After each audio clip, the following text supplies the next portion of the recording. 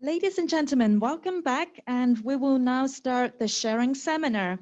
The panel discussion today is curated by the Hong Kong Management Association and Social Ventures Hong Kong. I will now pass the time to Mr. Francis Ngai, member of the Sustainability Committee of the Association, um, and founder and CEO of Social Ventures Hong Kong, who will moderate the discussion today. And our panelists includes, apart from Dr. Delman Lee and Francis, Dr. Amy Lai, Senior Sustainable Development Manager from Swire Properties, Mr. William Lang, founder and CEO of Potrec, and Dr. Vincent Chang, Director, Building Sustainability of Arab. Welcome, everybody. And now may I pass the floor to Mr. Ngai, please. Hello, everyone. Hi. Thank you. Thanks for staying with us. Hope you have a coffee or tea with you while you're enjoying these sections. And especially be thankful that many of you are still staying because we always think that the award is not just a checkbox for your corporate. So how can we use this opportunity to spread out the words more, to go more on the qualitative side, and exactly how we can do more, and then spreading the message to more the business sectors or all the stakeholders around us on sustainability is what we want to do with the award. So I think although Delman was named as the respondent, I treat it as that we are co-moderating. So feel free to chip in anywhere and any time. But I think to start with, I would like to get Delman to say a few words also about your expectation with the award because you were involved right from the beginning, also with the sustainability committee. So right now we can say that it's more mainstream now for sustainability after especially these 2 years.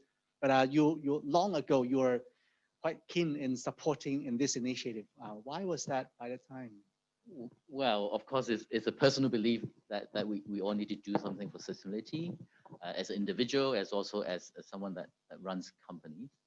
But being part of HKMA, have always been curious about actually how other industry view sustainability. And actually, when I say cross-sector sharing, is actually for me to learn from other industries how they view sustainability. And through this is the 3rd edition of our award. Just from the 1st and 2nd edition, we do really see different types of entries. And I think, as I mentioned earlier, some large organization may not be doing sustainability as well as one have thought. But hopefully, yeah, this sharing, hopefully from different sectors, hopefully can give us some extra insight just beyond the award. Great. So I think before our interactions with all the panelists, actually, each of the speaker has prepared something to present to us first, so that we can have a basic context to discuss with. So and 2 of them at least, I think, are already award winner of our last award. So I think you can learn something from them directly as well. So I think with no further ado, I think may we get Amy to start with to talk about your sections about 5 minutes. Right. Thank you. Okay, thank you for the intro, Francis. To begin with today's panel, I would like to thank Hong Kong MA for honoring Swire Properties with the Grand Award and multiple recognitions. So in the next couple of minutes, I will share our sustainability strategy and approach. Today's operating environment requires us to prioritize sustainable development, what we call SD, more than ever. As a result, we have set a SD vision that encourages innovation and experimentation, requiring collaboration with our people, our partners, and the communities in which we operate. So in 2016, our Chief Executive, Mr. Guy Bradley, announced a vision to be the leading SD performer in our industry globally by 2030. At the same time, we launched a SD strategy called SD 2030, which acts as a roadmap for us to achieve this vision. The SD 2030 strategy is supported by 5 pillars: places, people, partners, environmental performance, and economic performance. These pillars all have measurable goals and pathways for progress. This strategy is designed to integrate our SD performance across all of business units, functional departments, and collaboration with partners, including our local communities. So we have an inclusive management approach that ensures our SD 2030 strategy is fully integrated across our operations. There is a working group for each of these pillars, and the working groups include employees with diverse backgrounds and expertise and with different levels of work experience. So altogether, there are over 110 members in these working groups, forming a strong cross-functional and cross-geographical team. We meet with the SD steering committee quarterly. The committee is chaired by our Guy, our chief executive, and it is responsible for reviewing and overseeing the implementation of our SD 2030 strategies. We also report our SD performance to our board of directors as part of the agenda of the board meeting. And we continue to integrate our SD initiative in our day-to-day operations and decision-making at both the asset level and also functional level. Examples including green financing, departmental budgeting, corporate risk management, and employee engagement. So for example, various green financing mechanisms have been launched to fund our green building developments and other projects. And each department in their annual budget preparation, they need to include SD initiatives. And our corporate risk management also, our corporate risk register have also now included comprehensive selection and a section on climate-related risks. And lastly, our employee annual appraisal. Our employees are required to align their annual performance goals with each pillar and further engaging them in our SD 2030 strategies. So just let me share a few key performance highlights of our SD 2030 strategies. So for environmental economic performance, we launched 2 more sustainability-linked loans and few more green bonds in 2020. The proceeds from these green financing streams are being used for investment supporting our SD 2030 programs, such as adoption of advanced energy-saving technologies. And on people, our newest employee engagement program is called Innovation Accelerator, aims to encourage our employees to think outside the box and also with training and resources to provide through the program. And places in March this year, we published our first place impact report and focusing on Taikoo Place and look at the different attributes of vibrancy, livelihood, well-being, and resilience to measure the impact and also values. And on partners, we also help our tenants through their operations. Like, for example, the Green Kitchen Initiative, we share detailed technical guidelines with our food and beverages tenants to help them design, construct, and operate more sustainable kitchens. And we have recognized 23 F&B tenants in Hong Kong and Chinese mainland with Green Kitchen Awards so far. And on environment, we are the first and only real estate company in Hong Kong and Chinese mainland to have set a science-based carbon reduction target that is aligned with the Paris Agreement. And we are also benchmarking our performance against local and global sustainability indexes. And we are among the top SD players in our industry. So recently, we have launched our new SD awareness campaign called We All Count, which showcase the crucial roles played by our people and all the partners we work together in creating a more sustainable world. So through a series of online and offline communication, we wish to continue inspiring all to do even more towards our SD vision.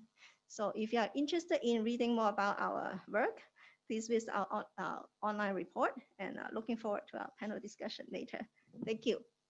Thank you, Amy. Thank you.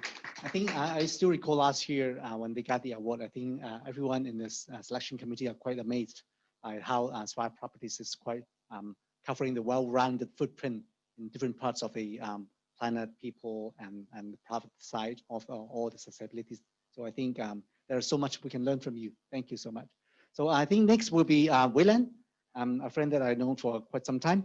He has over 35 years of experience in outdoor instructing and became an entrepreneur since 1990. So if you can recall the brand ProTrack, actually he is the founder and operating this for many, many years already. So he's actively promoting leave no trace and how to enjoy our outdoor in a more sustainable way as well. So I think maybe relatively Wayland's corporate is small in size compared to Swire Properties, right? I always think that Wayland is big in heart, always in getting a bigger visions than his own corporation. So thank you, Wayland, for introducing your part. Thanks. Okay, thank you, Francis, for your introduction. Maybe you can have a look in the first picture. This picture was took on last Sunday. And last Sunday, when you read all the news, it's talking about traffic in the outdoor environment in Sai Kung. This picture was in Sai Kung. But can you believe that there's not much people over there? This is what I want to talk about, is how you handle or how you diversify and how you make it more sustainable to go to the most hot and topic in Hong Kong now. Go for outdoor, go for camping, go for to do something wellness. And that's what we are in a very lucky industry for the last nearly 30 years. We are in the outdoor industry. So I can say that the first one, what is the purple business? We are not targets to do sustainability, but we are, or we were in the business, we need to sustain. Otherwise, it's not work because we are in outdoor. And the most important during this pandemic periods is that I think that the first, we need to survive. As a small business or a medium business, I think most of the business have the same experience that once we can survive and then we can create something good. But the purpose and the profitability is always need to be balanced. The first one, I would like to say that I would not want to change my mission or my long-term strategy, but I would like to just change my method, how to do it during this pandemic. In long term, I will stick into my original aspiration instead of to change my doing something good. But I just want to change what we should do or what kind of tools we used. Amongst the stakeholders, I can say that we are always want to educate the customer in long term because we are in the industry, we bring in a lot of international brand. We learn a lot from them, from no matter from Europe, from Scandinavian country, from US. It's work. I can say that the sustainability is work. And also the value, they are the bonus, not only to the consumer, but also to the corporate and also the stakeholders. Some people say that it's a creating share value or sustainability. So for me, sustainability is a self-disciplined top management. For me, I'm always have a DNA in my mind, inborn that I need to do something good. This is in my mind. So if you have the top management in your corporation, they have the same mind, it's more easy to work in this direction. Secondly, we are always focused to do something good. We are not because of this is a faction to do the sustainability. So, or you want to get the award, that's the reason why you need to do sustainability. The award is just the incentive. It's just some of the guideline or the checklist for you to, or to help you. So you need to be ready to change because the past few years, it changed a lot, but you need to flexibility. You need some kind of flexibility to do something different in this pandemic situation. And last, I would say that as a top management, even the size of my company is not very big. I have different concept idea every day, every hour, but I need to be put my empathy into my staff. Sometimes I have too many ideas, but my staff cannot work. So this is always, I ask myself whether it's work or not, or whether my team can work with us to achieve the mission. COVID, what have we doing right and what we need to improve? We always ask this question. For our company project, we expect that we need to focus on sustainability. And we will not see a very short-term result, or we will not expect a very immediately result. We will pay off in the medium to long term. So that's what the situation in the pandemic. So the last, This is beautiful Hong Kong, and we are in the beautiful industry of the outdoor. We are doing some retail and wholesale of the outdoor equipment. So I want to everybody to enjoy the sustainable environment of the beautiful outdoor Hong Kong environment. Thank you. Thank you, Will, and thank you. Next, we have Dr. Vincent Zhang, and this you can go prepare. Thank you. He's a fellow and director of sustainability in East Asia of Arab, and it's an industry-renowned sustainability expert. So I think we will learn from him about how his corporate and he himself is committed to this topic. Thank you very much. Okay, good afternoon, everyone. It's really a great honor to be awarded the Leader of the Year of last awards. It's a great pleasure also today to share my passion, why I found this so compelling that I spend many of our time to do on sustainability works. A firm actually have looked this sustainability is a very key, very core in our operations that I can see here that we try where we could to incorporate all this 17 sustainability agenda into our operations. But in specifics that we are here around the world, I would say that not only to do something good for the environment, but more importantly, it's actually for the people. That's the key message that we should send across to the publics. Most recently, I think climate is definitely key issues, and actually I'm now in this region to champion the works, what we call climate services that help our business partner to deal with this issues seriously. I start actually my journey since almost I would say 25 years ago. That ever since I joined Arab, I'd just like to show you some snapshot on what actually has been done related to this sustainability issues. Of course, we have to mention about this SARS, and then I actually have worked with a team to develop the innovative, then this novel kind of ventilation system for hospitals. And then we work with our Samsung, our partners, to develop this first zero carbon house in Seoul. And then in Hong Kong, 2012, we have this zero carbon building.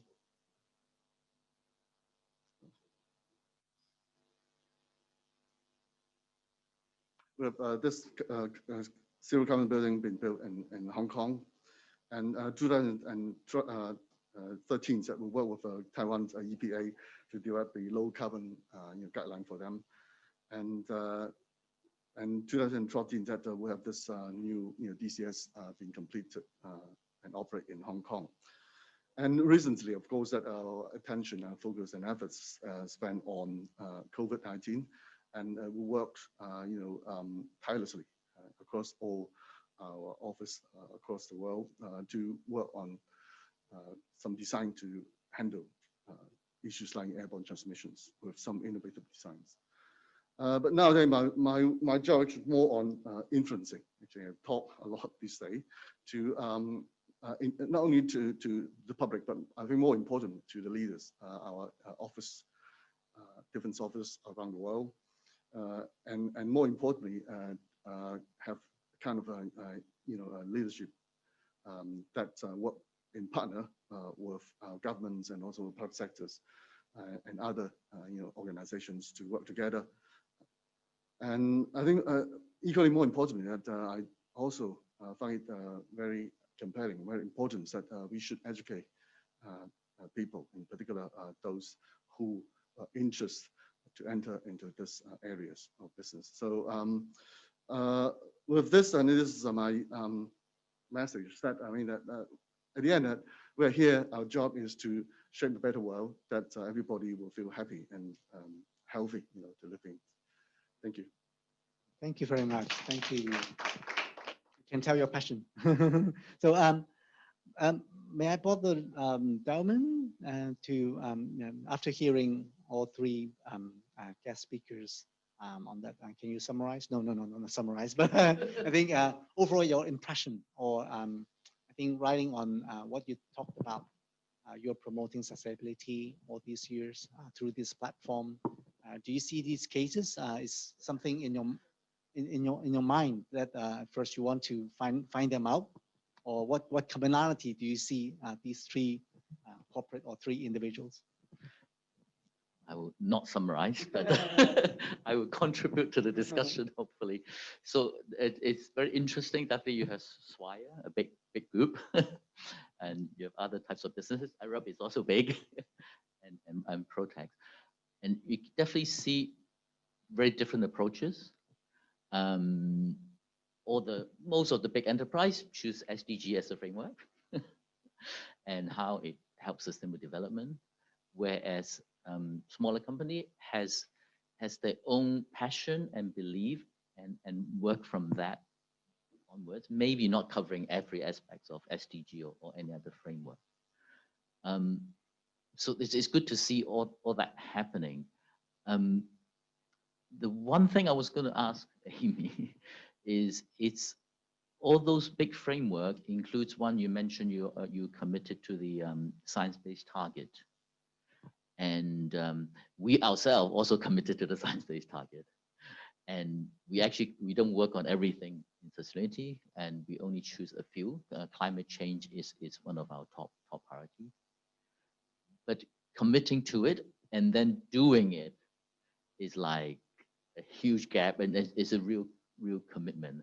And currently, our company and our folks are really looking for how to really get there. The commitment is huge. Absolute carbon footprint reduction, 30% or 45%, depending which one you take, by 2030. And we know most of the technologies that we can use. Maybe most of the low-hanging fruits we're doing already. We look for solar panels and etc. But no matter how you do the calculation, it doesn't add up yet to the commitment. And it's really, people are really struggling with it. So, but if there's any insight you can share, that would be great.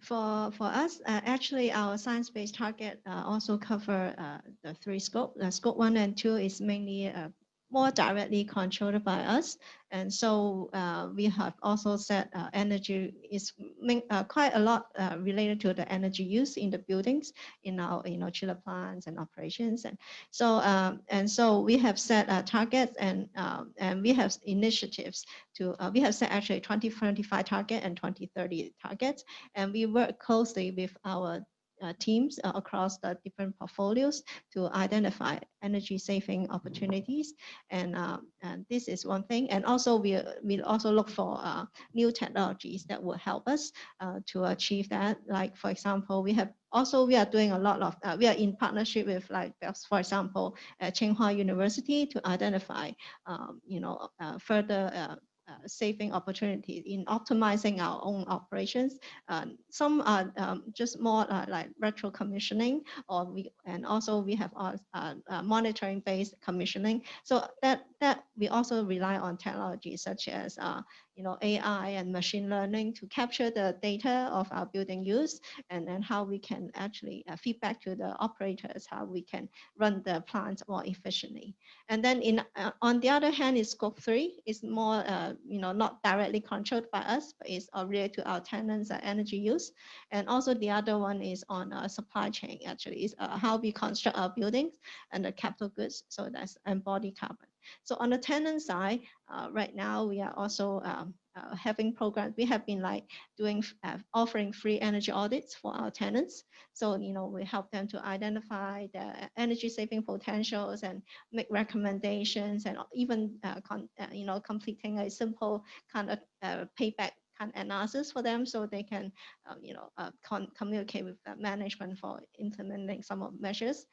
Quoting one example that was we were very pleased to have support from our tenants is we conduct energy audits for them, and then that was like when we compare the 2014 over 2019 energy use, the energy use of that tenant reduced by 12%, and they have implemented the measures that we recommend. So that is really actual saving for them in terms of their operating costs too. And also we are working with our tenants to increase the efficiency of the air conditioning system, like for example, the case in our Beijing property, Sanlichun. So one tenant after the renovation and the reconfiguration of the HVAC system. Like in the summer month, actually their energy use reduced by like 60%. So it's like we estimate annually they could save like $800,000 a year. So this is something we are working on the tenant, for working with the tenants, and on the capital goods that we need to really work with our supply chain. So we actually conduct a study to identify the major embodied carbon during the construction of a new building, and that take for example one Taikoo Place, that's our latest building.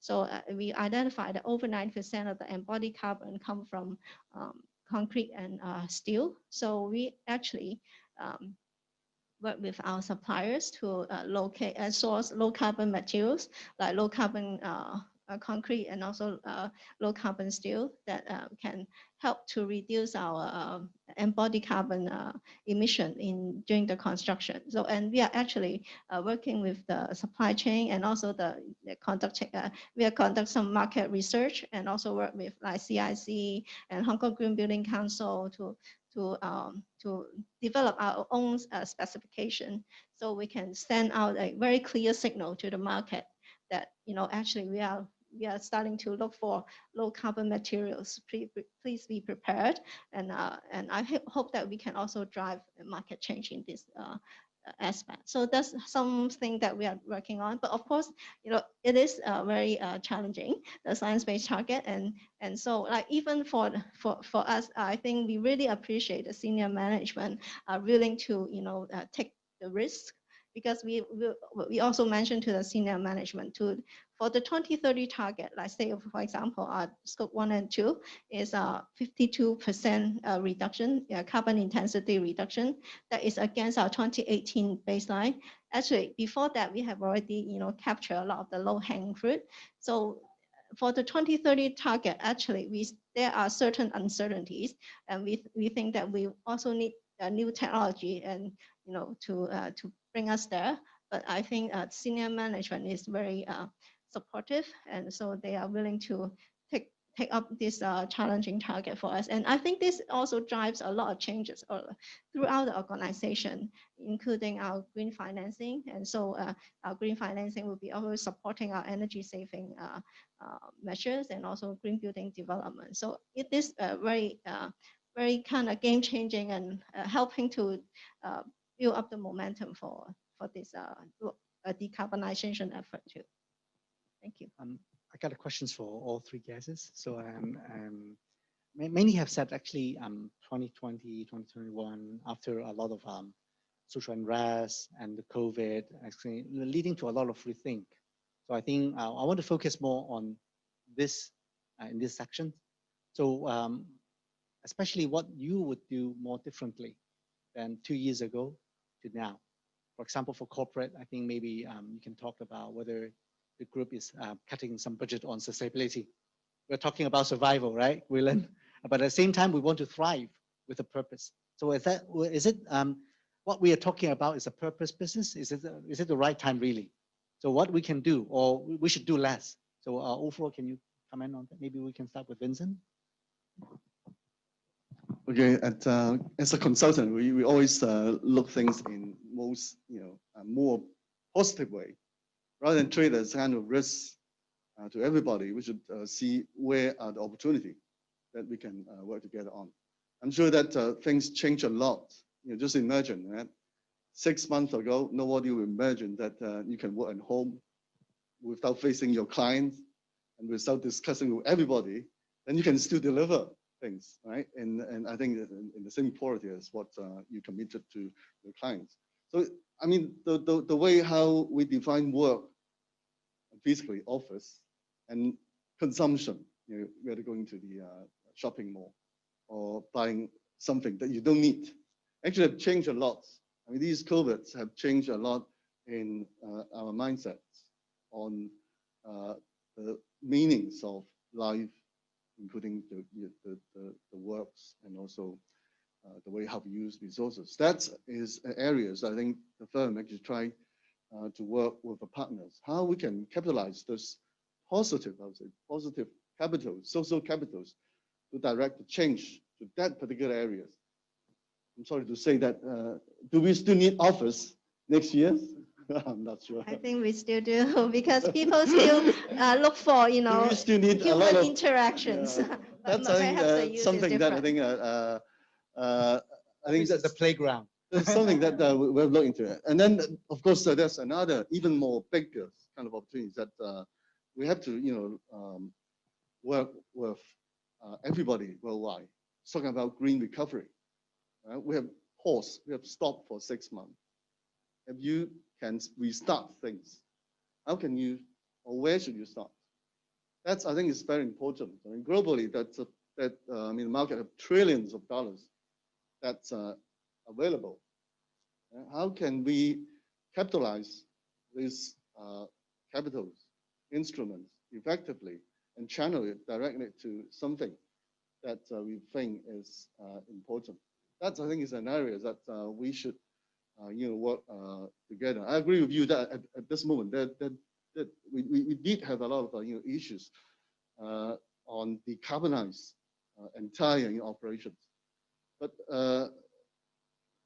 bear in mind that, I mean, that if you don't change, you become irrelevant in 10 years' time. And that kind of risk, I think, is something, be it big or startup or medium-sized company that have looked into that. So can I say that from your observations within your corporate or from your client or partner, you see that purpose is in the discussions, in a more higher priority. Can we say that? Yeah, we just done a kind of a survey on our clients. We call it the top 150 clients worldwide.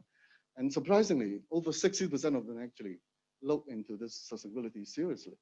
That some actually have set their targets on SDG or even on the carbon reductions. I mean, that they know that, I mean, that the true deadline is not 2000 end of this century. It's not the deadline. The deadline is 2050. Everything has to be net zero by then. So you just count down that how much time is left? It's less than 30 years. 30 years for some big company, it's not that long, That they have to change in order to get that target. So that's, I think, survey tells us a lot that the business sector take this sustainability seriously. When I say sustainability, it's not only about carbon itself. It's more than that. There's many other issues, social issues relating to housing, education, and so on and so forth. That again is things that I think that I would say the entire world is looking very seriously. William? So I'm sure it's a trying time for your industry overall. So do you think that purpose would lead you to do things more differently now or not? As I mentioned in my last presentation, that I'm in a very lucky category of the industry, the outdoor one. Actually, I learned and I know a lot of the sustainability wording more than 10 years ago. For example, when talking about the work from home, we did the work from home in our office nearly 10 years already. And now nearly more than 50% of our staff. But I'm just talking with Francis before this seminar. I'm using another term already. I'm work from outdoor. I'm work from mountain. So this is another story. I mean, work from home for me is very common sense. It's not because of the pandemic. And on the other hand, like the outdoor industry, when you're talking about carbon zero, when you're talking about some recognition like the Blue Sites recognition or the Fairwear Foundation recognition or some of the scientific data like the microplastic, this is the norm in outdoor industry. I learned it more than 3 or 4 or even 6 years ago when I attend the meeting, all the PowerPoint, all the workshop, we are talking about how to protect the environment because we are in the outdoor industry. So I think I'm happy to know more and more corporate, like the big one in Hong Kong, step by step, they're doing more and more like the other, because I work with the Scandinavian country as Scandinavian brand, I work with the European brand, some of them, they are really step forward. They are not only talking about what we are talking about now, but they are go beyond what we are thinking. For example, I work with one of the Swedish company. They already claim that they are the first carbon zero footwear manufacturer. Manufacturer for footwear is very difficult to get the carbon zero. But yes, why? And because we are in the industry. So that's always I've mentioned that I'm lucky, but on the other hand, under this pandemic, we need to change. But I totally agree that this is also a very good opportunity because the pandemic is a catalyst for us to change. It pushes us a lot, especially the size like us, the small to medium size. We need to rethink what we should do. We need to prioritize our strategy. Which one is the most important one?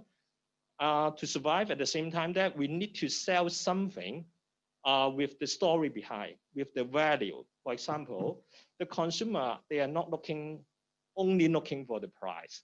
They are looking for something different. What we are mentioning about is the labor rights, talking about the animal rights, talking about the environmental protection.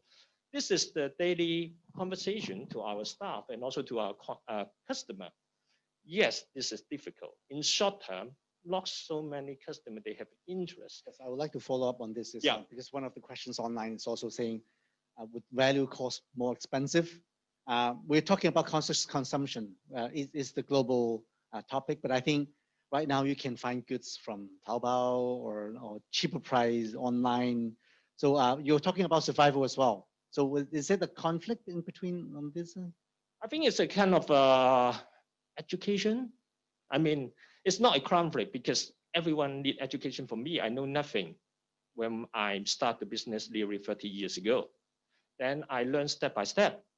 At the same time, the technology and the environment change very quick. So I need to keep it up. As I say that, I still learning something 1 month ago.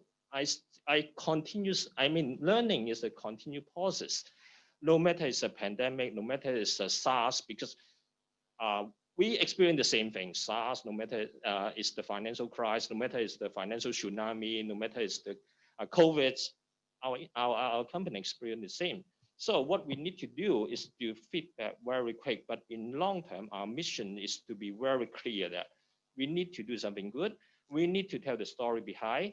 And at the same time, we need to communicate with our team what we should do instead of just the top-up management. And I know what we want to do, but our team, they know nothing. This not work. And that's also the reason why for another relationship with Francis, you don't mind, because we operate another company called the Impact Business. We set up another store called City with Outdoors.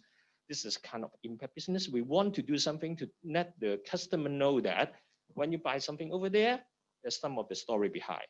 When you cannot find something over there, there's a reason. For example, we didn't sell the instant heater more than 10 years ago because it's not good to the environment. There's too many chemicals inside.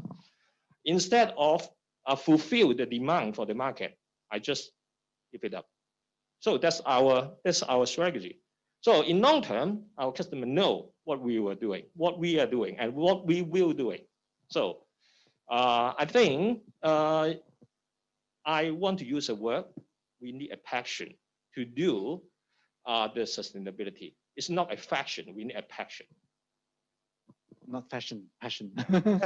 So for Amy, I think in particular, I think I'm tagging on some of the questions from online as well. I think, of course, we get to know that Swipe Group and Swipe Properties are doing things quite independently, of course. But I think it is a real trying time, not just for Swipe Properties, but also for the group as well. So overall, within the group, we talk about purpose. Do you see that more differently, or actually, in terms of budget, would there be any reallocations need on the strategy, and also in particular, would the group have a different dynamics about sustainability right now? I think for Swire Properties, we, under the current situation, actually, I think is, I think overall for the business community, not just COVID-19 or, like even the social unrest, climate emergency, and even the geopolitical tension actually call for a lot of business resilience and also how to bring social, environmental values to the communities. And I think this is what we also believe in, and that is, our SD investments also is a key driver for us to, to create values for our business. And I think we have not paused, and even we have been doing more and quicker for our sustainability efforts. And and of course there would be some prioritization. For example, if the community needs more support in terms of facing the COVID-19, for example, then we may have some adjustment in the allocation. But I think the overall we have stay very positive on working towards our original plan and our initiatives. Yeah. Great. So one combined questions, I think people also concerned about the stakeholders groups. Which particular stakeholder group you think is more important? I would tag that questions with some more forward-looking thing. If in 5 years you are going to do something on sustainability to change one of your stakeholders groups, what would that be? And then what would you do more differently or more aggressively in the next 5 years plan? Vincent, maybe? Well, I think sustainability. It's what we call multifaceted, multidimensional problem. If you take it as negative issues. So in order to address or resolve this, we have to work together. I mean, everyone can. I mean, efforts from everyone can actually. I would say at the moment, I think we still need a lot of I would say engagement or public awareness exercise to let everyone, if you can't get a support, just imagine if you can't just get a support from public, how can you have the change, be sustainable? Could be. So I think that's why our organizations,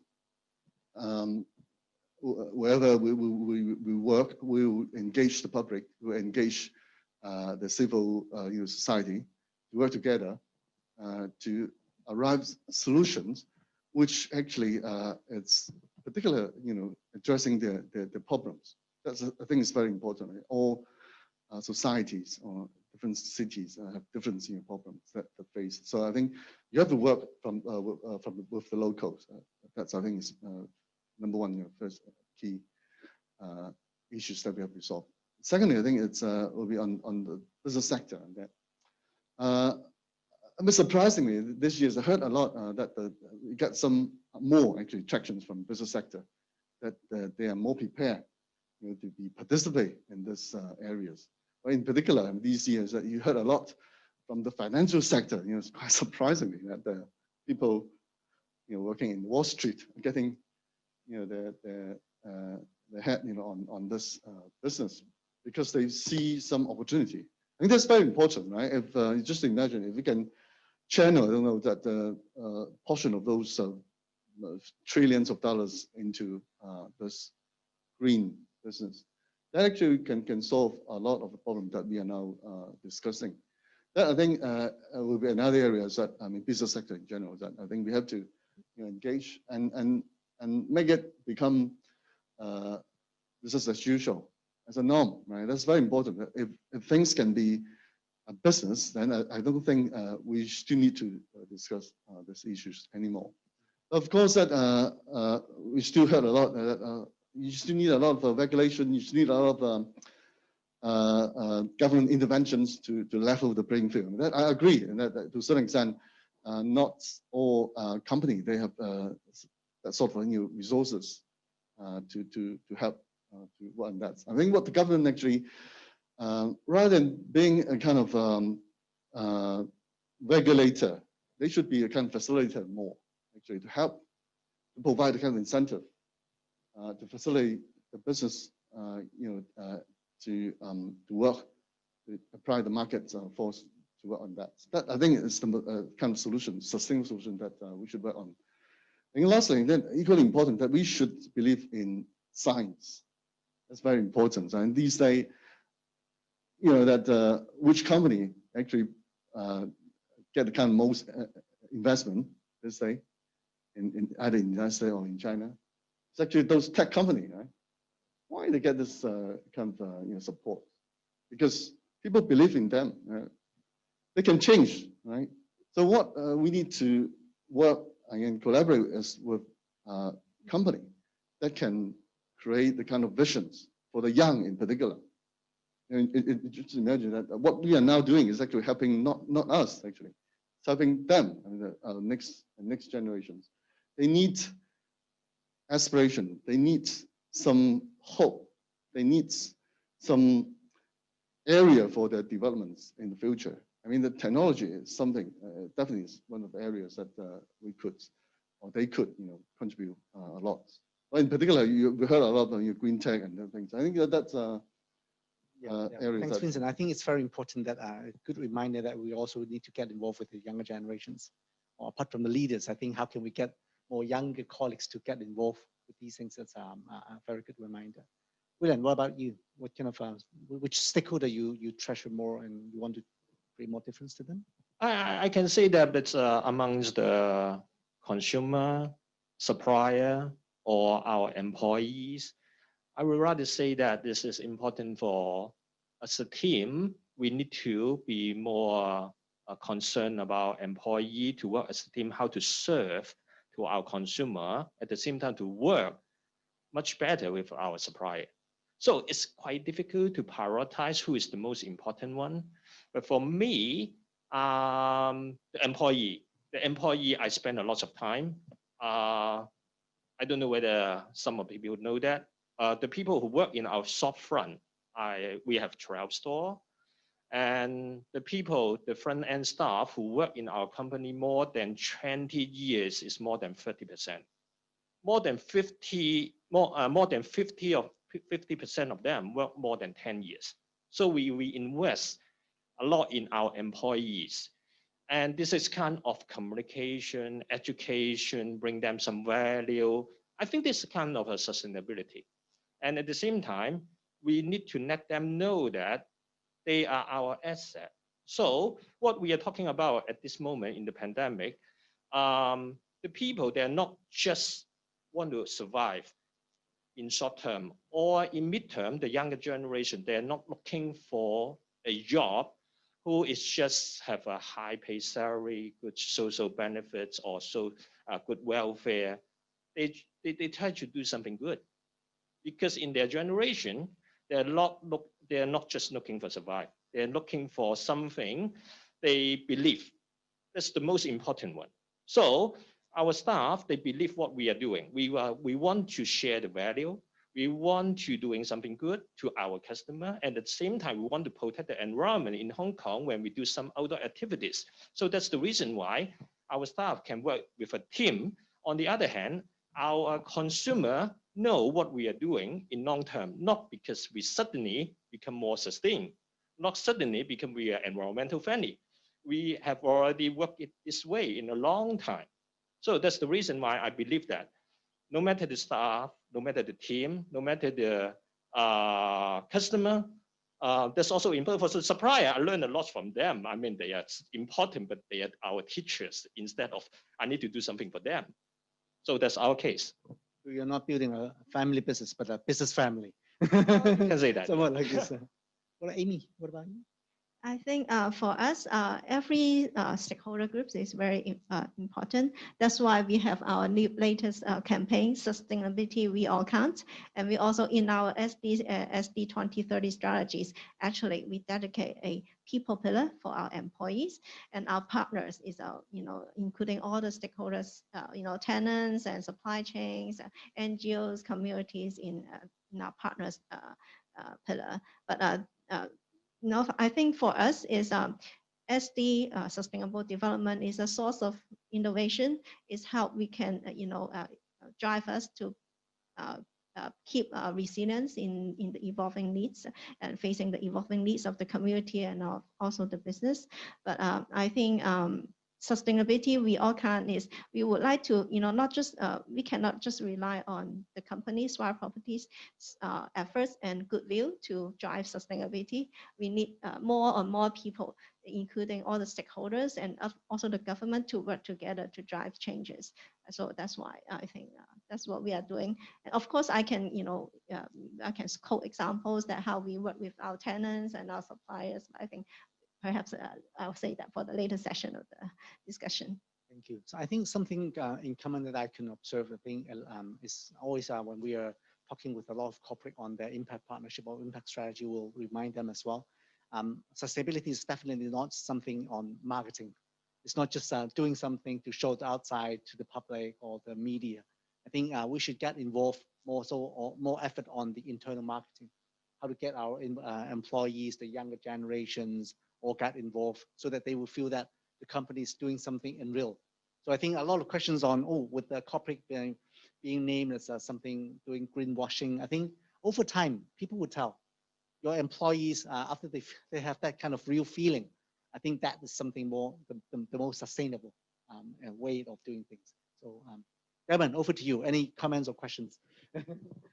Good question about which stakeholder is important. I think I see in both of these cases, the Swire, Amy mentioned how they begin to engage their customer, the tenants. And I hear from Wayland the other way around. Your suppliers come and talk to you, educating you what they do, and seemingly find a good partner to be their dealers because you believe in the same thing.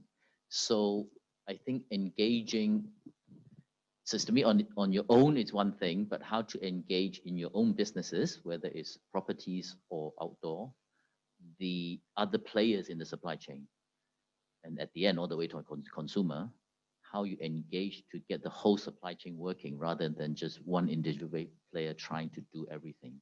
It's sort of the collective action that will eventually get us there, I think. Just get every single party in the supply chain working, whether it's supplier, you to your tenants, or your supply to you and you to your consumer. I think getting those chains hooked up is one of the keys. I think we have some ambition that we want to be a success in this way to get impact to other business, to know that this is a way to go. Instead of, in short term, we try to market how good is sustainability. Because in the business world, that's the reality that you can survive, you can develop, you can become bigger and bigger. So we need to make it work and set as a showcase for the other business. So that's the reason why we say that we want to be an impact business. We want to impact the others. We want to show that this way sustainability is work. So that's what we are doing. I think I try to divert some of the questions to the individuals. For Amy, maybe I think I would like to you to address one of the questions on cross-sector collaborations. Can you quote some solid examples of the past works that you feel that Swire Properties has been doing a quite good job in crossing sectors, no matter non-private or government? I think any case? Yeah, sure. Thank you for the question. Actually, I think I can quote one example is from a community, and then one is working with our suppliers. So for the community, like recently, under the COVID-19, when initially everybody was very stressed and kind of locked down the whole city, and we partner with an NGO that we organize because as Swire Properties, we have a community ambassador program. It's a volunteer, so we mobilize our employees, families and friends, and even tenants to participate in this program called Dial a Loyal Gay. Is to check in, have check-in to our elderly community members, especially in the very early days. The informations are kind of piecemeal, and the elderly, especially those people that they are living by themselves alone, and so we have regular phone check-in to find out. I also joined the program, and so have a chat and share the latest health information with them and remind them some hygiene measures, and also check if they need some needs like, medications, need somebody to escort them to visit the doctor, or do they need a blanket or even some food or surgical mask supply. I think that was, I felt that, that was very important, and I also very appreciate the opportunity to able to work with the community and address their needs. And that's one example. And then other example is cross-sector is on our suppliers, like I mentioned, for the low carbon materials. When we conduct a study with a university, we understand the embodied carbon, the requirement or the technical aspect, but we also need the supply chain, the market to be able to have that materials available. So we, work with the, concrete suppliers and also the steel suppliers to see, what are available, what are the technologies, and what would be a reasonable, practical specification that they together, the whole industry, including the certification industry, the verification industry, the governing sector, and also the suppliers, that we can work towards that goal. So that is some examples that I can share. Great. Can we bother two gentlemen to talk about? Many people asked about the low-hanging fruit, how to have quickly start something, or the baby step. So can you give some advice? Maybe Wayland from the point of view of SME, if someone right now online is saying, "Hey, I need to do something just like Wayland." So what kind of advice you give them? For Vincent as well, I think rather bigger company, I think they might be want to do more right now. So any good advice, the first step or the first two steps? So Wayland. I can tell that many people want to do what I'm doing because many people go for hiking now. Many people go for outdoor every week, and every news talking about the KOL, the YouTube things. I can tell lots, and I cannot say the advice up to my experience there. As I said before, that it's kind of passion. It's kind of don't take it as profit making direction to do it sustainability. I don't think that in long term, yeah, maybe in long term is well. In short term, it's take a lot of time. It's take a lot of effort. My baby step is that I need to change. As I say that, I learn something new every month. I need to update myself. The baby step is that you need to be hungry to learn something, maybe even every week. So this is what I'm every week. On Monday, I need to remind myself that I need to be hungry to learn something. I need to learn from my employee. I need to learn from somebody else. So I don't know whether this is a baby step. Especially under this pandemic situation, you need to change very fast. You need to respond very quick. And at the same time, bear in mind that I need to do something good. So to embrace a culture of change, you need to be a change maker yourself. Yeah. Vincent.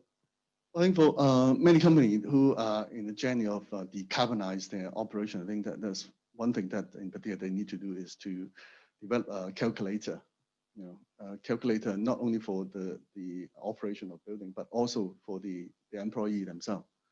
You'll be surprised at how little kind of changes can actually reduce a lot on the carbon footprint. That's for sure. For example, when we talk about waste, if it's just change your diet habits can change a lot. How you can minimize the waste generations, or the way how you travel to office, right? Can change a lot on the footprint. And if that actually the count into the overall kind of a company kind of a footprint, then that can change a lot. Surprisingly, we just finished a survey on our carbon footprint this year. That it's not a surprise to anyone that it reduced a lot. Just simply because one thing is that we don't have air travel. Air travel, surprisingly, air travel itself, reduce significant portions of the carbon footprint of a company, right? So I think we need to be scientific in this area. The scientific meaning is that you need to have numbers, you need to have targets, you need to have a specific item to work against. And when you get that number, you'll be surprised at how little that can create kind of big changes, even in operational affairs. Thank you. Thank you. Vincent is a real scientist. He always mentioned about the scientific side of the sustainability. But I'm Thank totally you. agree with Vincent about this kind of the data, because I'm at the same time when I work with some of the brand in Europe, they always use this kind of data. When I work with I think they are the most sustainable European outdoor brand. They show me a lot of the data. No matter this is a labor, the data in labor, the data in carbon, the labor in different aspects. So yes, this is the accountability is very important for us to make it as a reference to improve our process or our company, how to make it better. So I'm totally agree with you. I think that also addressed one of the questions asking about whether a company will be doing greenwashing. Data don't lie. So over time, if you can really measure and trackable data that you can observe, I think it is quite objective. So Damon, can we bother you to say something about the baby step? Any advice for any corporate would like to do more? Any good advice? The baby steps. Any step is good, but there's so many things one could work on. I think if you ask me, maybe start with your employees. Get them excited and passionate about what you believe in and what the company needs to do. Because at the end, one person or a department, sustainability department in the company can only do so much. So just start early to engage your employees, educate them and yourself about sustainability and what the business would like to do. Basically empower all your employees to work on it. And I think that will eventually bring a lot of benefits rather than start a department, sustainability head does it. And then there's a lot of barrier because the rest of the organization. That reminded me with some of the people always talked about the entrepreneurship. It's find your first follower. So get the someone is really with the heart together with you. You will not feel lonely, and then you can do something more.